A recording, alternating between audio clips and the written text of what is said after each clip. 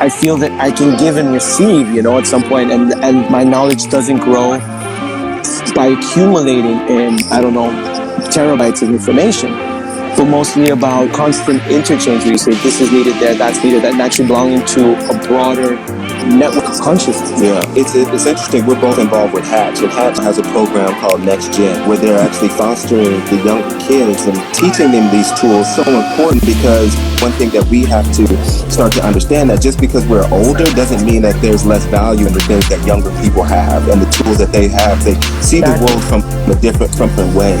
Exactly. It expands the perspective.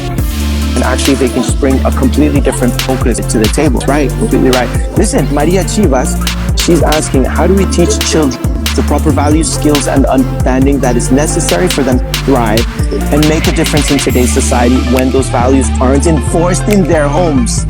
Yeah, that's a great question, Maria. It's a village to raise a child, right? The concept is that ability to teach those skills. They want in these like isolated boxes nowadays, but yes. Actually. No. You were on fire and the connection went dead. So just recap those last two sentences. Yeah, no, I was just explaining that ultimately it is a village, and I think as we understand that it is our responsibility to pass on our knowledge and really get outside of our just own silos and pass that knowledge on to people that aren't necessarily directly within our homes and in our families, that's just as important to creating and operating a really conscious society as anything else.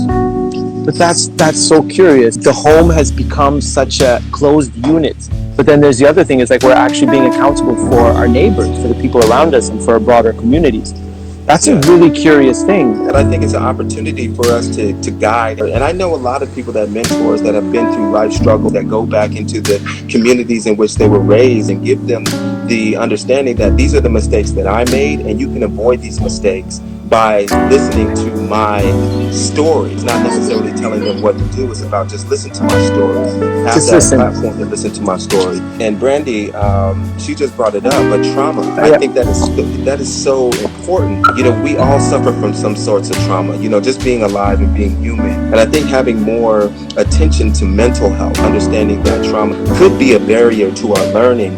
It opens up fascinating ways to start to heal not only this life, but past generational traumas and hurts. Sometimes often you didn't know what was hurting.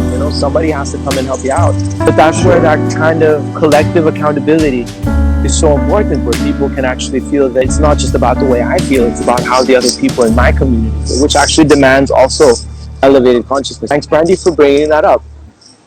So, brother, listen, you've been on this call with me for 40 minutes. I'm really happy. I'm glad you took the time to talk to me. Let me ask you, what are the main takeaways of this conversation? Like, if I had to turn this into ideas, into attractive, pitchable ideas for the Lithuanian audience, for people to get inspired, what would be the main ones that we touched upon today?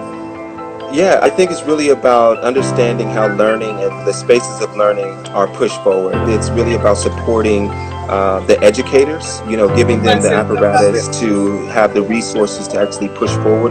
And then also grassroots, understanding of what the people want and what they demand, putting in the leaders that are going to support those aspirations, calling upon this collective care, from the community, and this mutual aid, and this healing process where education is that point of healing. We create these knowledge societies that are good for the state, that are good for individuals, and good for the community and the global community at home. Empowered teachers, which need to be invested in personally. They're the foot soldiers if we're going to win this war through classroom-style trench warfare, one trench at a time. The whole issue of really thinking collectively.